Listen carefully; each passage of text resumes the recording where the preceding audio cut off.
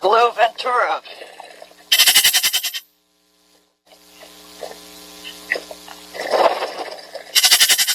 It's great to share the view from under the ocean with you. And Lauren, we're not hearing you. Dr. Earle, stand by one more moment. Maybe one more tech thing to work on. Lauren, we're calling out you. We're going to check by phone and see if you can hear us or if your microphone is working. Stand by.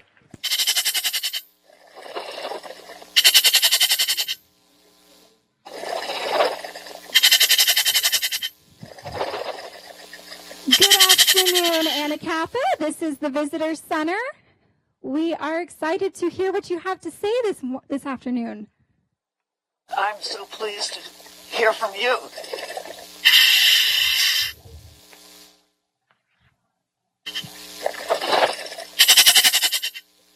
We have some things here to show you.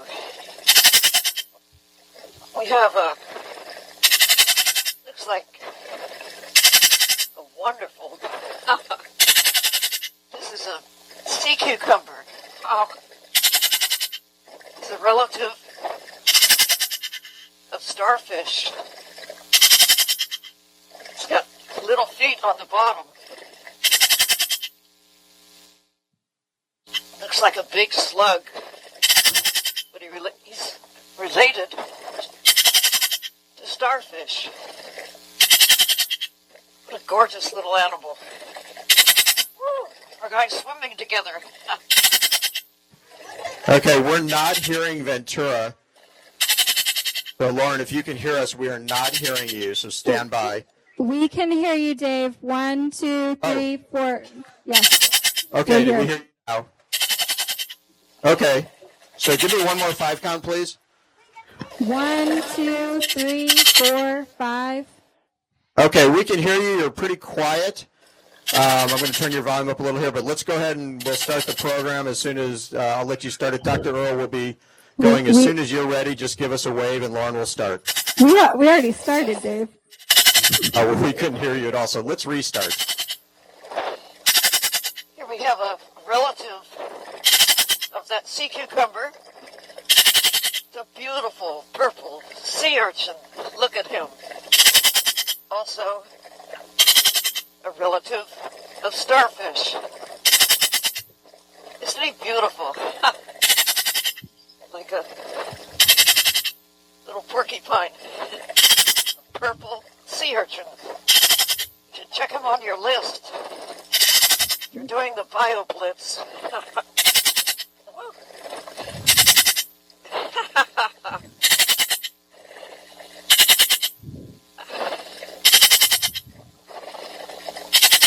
Thank you.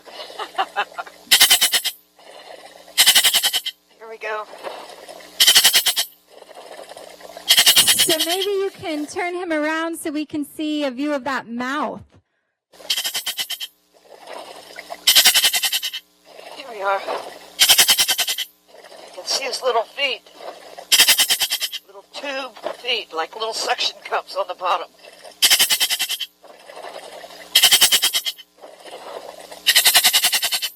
There are lots of different kinds of sea urchins. Ooh, here. I think I better get a grip here.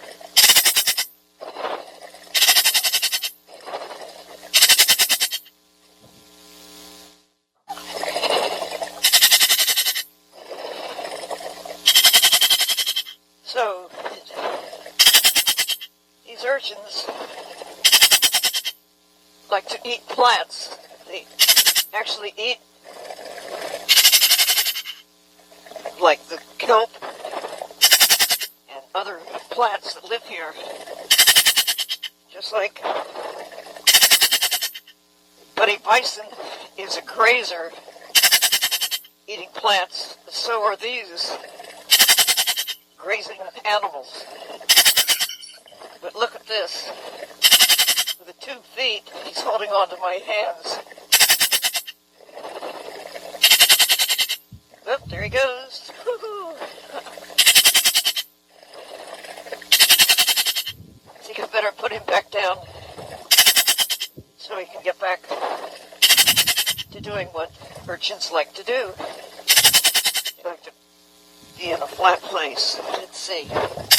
Thank you. So we have someone here wondering why you have a buddy bison underwater. He's getting like my dive buddies. He's come down to see what the blue part of our planet is all about. He's a diving bison.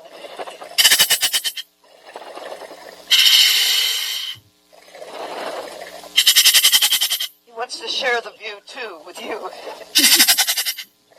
To see this underwater forest. Oh, my goodness, look at this. This is one of the biggest lobsters I've seen. He's beautiful. Check this out, buddy. That is a lobster. It's been around for quite a while. Let's turn him so he can see the... Look at the eyes. He's a beautiful creature.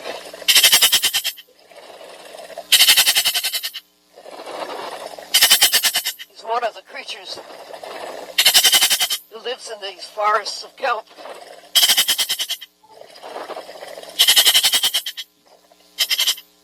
Just as important to these forests as animals are on the land to their forests. It's a part of a system. Oh. Look at his beautiful eyes. These are ancient creatures. They've been around long before there were human beings. There were these wonderful animals. You know, should treat them with great respect and enjoy how beautiful they are.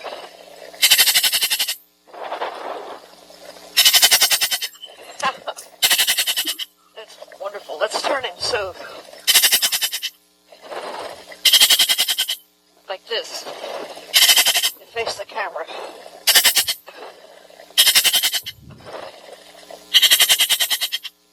So we have a question from the Visitor Center. Sorry. What's the white stuff on the kelp?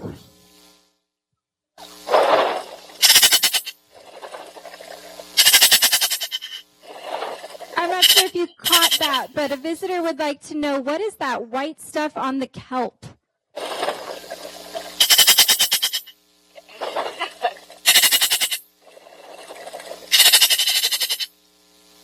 Okay. So, if you're keeping track of the animals, you can check off this spiny lobster. And, oh, here comes a beautiful sheep's head. Again, the wild animals here. If you think of the fish, the way we look at the birds on the land, they're just as important to the health of the system.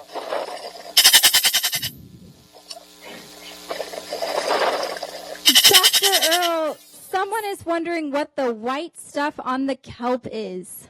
It's a good question. It looks like paint, but we're looking here at an animal that grows. If you could see it very close, you could see it's a colony of small animals that grow on the blades of the algae. And actually, you should look and see there are many different kinds of algae, of plants here. The big ones are mostly the brown or golden brown algae. But look, you can also see some of the red plants. All of them taking the sunlight and growing just as plants on the land need the sunlight to grow. And they produce the oxygen that goes up into the water and also into the air above and create a place, a home, and also food for things like the urchins. There are a lot of little things here growing on the blades. Most of them are animals. It's hard to think of so many different kinds of creatures that live in the sea and nowhere else. This is called, these little white patches, it's called a bryozoan. No bryozoans living on the land, just in the ocean. Like so many animals, they're just found here in the ocean. It's the first time for a bison to visit animals in the ocean. The diving buddy bison. So we have another question about kelp. How many species are down there?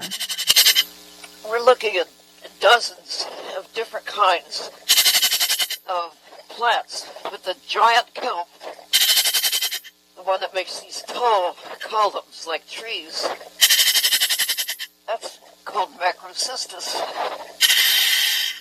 And this is sargassum, this one with the berries on it. It's not one that has been here until fairly recently, a newcomer. And then there are other kinds of brown algae related to the giant kelp, like this one right here. It has the blades covered with bryozoans. Check them out, buddy. Look at that. It's a plant that you don't see on the land, and that's an animal that you don't see on the land. So you have to come diving. Come down into the blue part of our country. So much of our country, this United States, is underwater. And we have a chance now to explore and see what, until really recently, it's been possible to come and explore the ocean. There's so much to see down here. Ask Buddy. Creatures such as this beautiful red algae here. Don't find that on the land, but it's very abundant here in the ocean. Hundreds of different species. Actually, thousands if you take into account what's in the water itself. The ocean is not just water, it's filled with life. Juan would like to know how long you can stay underwater. How long can I stay underwater?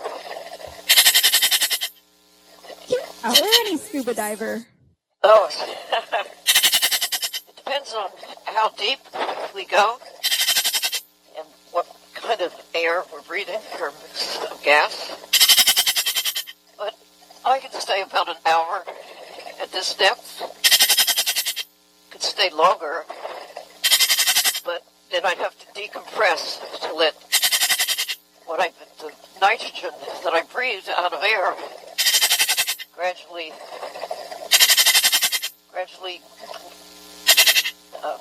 dissipate. You shouldn't. If I had to. Dr. Earle, this is Ranger Dave on Anacapa. We have a student here who has a personal question for you about the ocean. My name is Albert, and I want to know if you, what's your favorite sea creature? So Albert's asking what your favorite creature in the sea is. Could you say again, please? Albert would like to know what is your favorite animal or creature that lives in the sea? Well, I love them all. And I really do. I think sometimes I would like to be a dolphin because, like humans, they can go above water and see the world above and dive down into the world below. There's sometimes I would like to be an abalone because they see a different part of the world. And imagine being one of these big sheep's head, these big fish that were just coming around to look at us. They see different things. I'd like to imagine myself different kinds of creatures. But all things considered, I love being a human being. Human beings are sea creatures too, you know. We need the ocean, just as all the things that we see here need the ocean. Imagine the world, this blue planet with no ocean. Earth would be a lot like Mars. So, Buddy needs the ocean. I need the ocean. The gum forest needs the ocean, and so do you. We need to take care of it, too. I'd like to know, what's your favorite sea creature? Do you have one?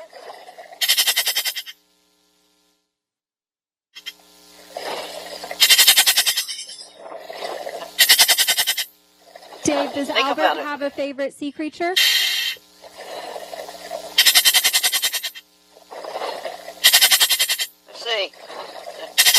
I think human beings are my favorite. Stand by. Albert, what is your favorite sea creature? A sea lion. Albert says sea lions are his favorite sea creature. Sea otters. That's a good choice. They're so cool. What do you think, buddy?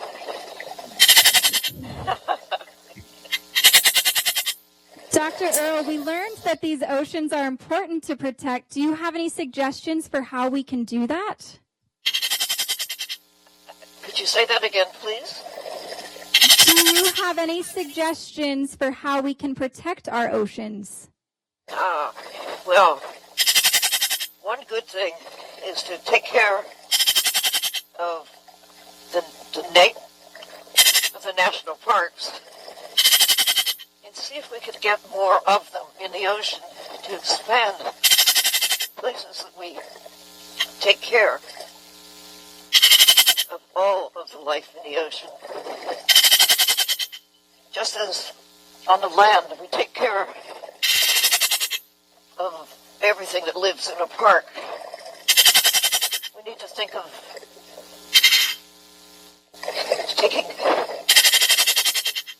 understanding the importance of the choices everybody makes to respect the natural world in all aspects of it. And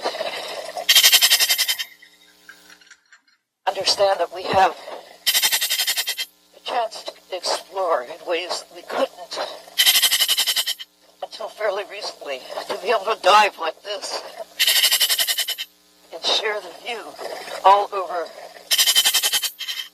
the country. Back up on right here at Anacapa. To be able to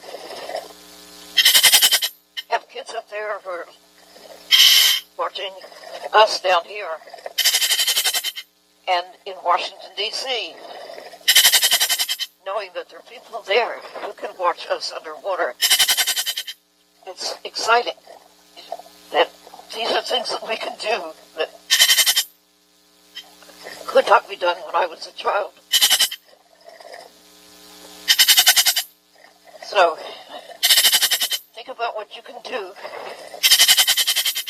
to explore your world and take care of it. Respect it.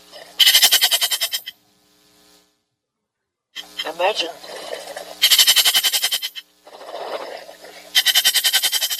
what it's like to be in a forest like this and then come and do it. Come, jump in yourself, learn how to dive, explore the world. You can do this.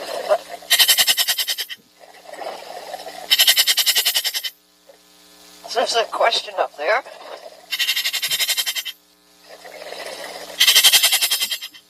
Buddy wants to know if you have a question. We're interested to find out what inspired you to be an oceanographer.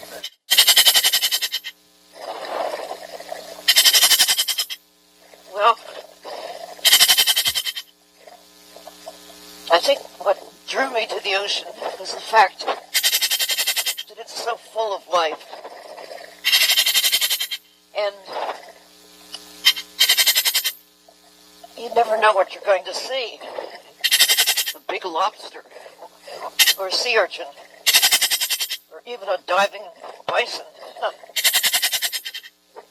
It's endlessly fascinating. And I never get tired of coming out to see who lives here and understand how it all ties together.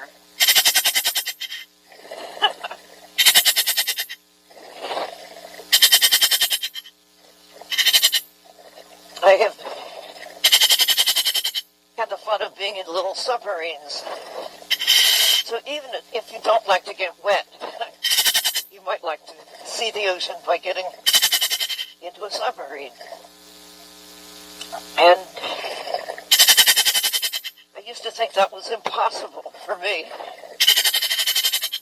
But it is increasingly possible to get into different submarines and dive into the ocean, see it from the inside out. I hope you can come too.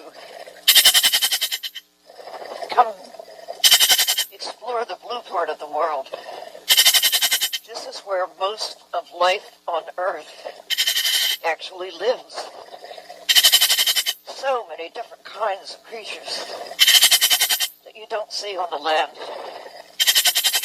or even in fresh water. So, this is part of your country. The blue part, filled with creatures like this beautiful sheep's head that's right here. Okay. Well, thank you for diving with us, getting to see one of the special parts of this country, here the Channel Islands National Park. It's one of nearly now 400 places that we are protecting, and we are celebrating 100 years of protecting national parks and looking at who lives here. All of these beautiful plants and animals that are part of our world. Yeah, she's going to come back up and talk to us.